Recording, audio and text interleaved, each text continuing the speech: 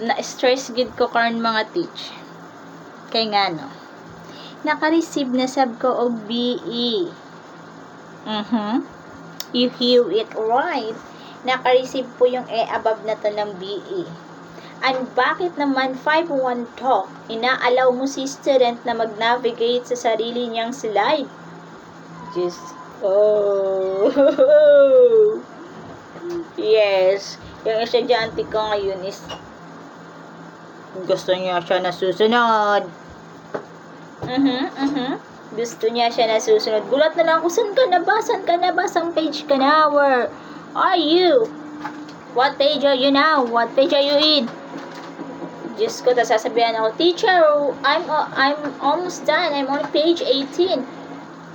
Lasis, gulat na lang ako. Binasa niya na lahat. Ayaw niya akong pag-explain sa lahat ng word. Campsite, stinky tofu, or ano pa yung mga word na yon, or cart, food cart ba yun, French onion soup. Gulat na lang ako na andun pa kami sa page 2 na nasa page 4 na siya. Sinabi ko, you should wait for teacher. Okay, mag-antay ka sa teacher mo. Hindi pwedeng ikaw na uuna, ikaw na susunod.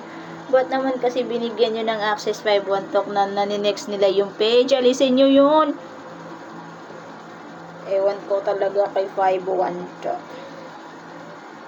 Ako yung nasa sad, nalulungkot, at ako pa'y nabi kasi sinasabihan akong inattentive, distracted, not engaging, not energetic. Sige daw. Kamu daw ponto ana giingnan kag ingon ana unya wala ka kabalo na next mo dahil sa estudyante ang slide. Tapos niingon na siya, naapa mi sa tunga hadi ko niya hindi man niya ako pina-explain sa lahat ng words dahil binasa niya na lang. Tapos sabi niya, teacher, I'm on the page 18. Ganun lang.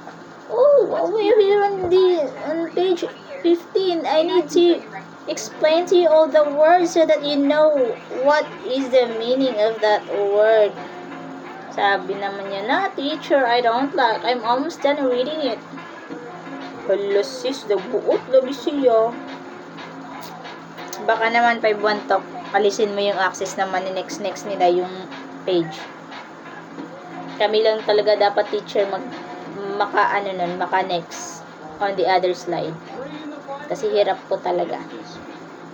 Not good po yung ginagawa ninyo. Not good po talaga.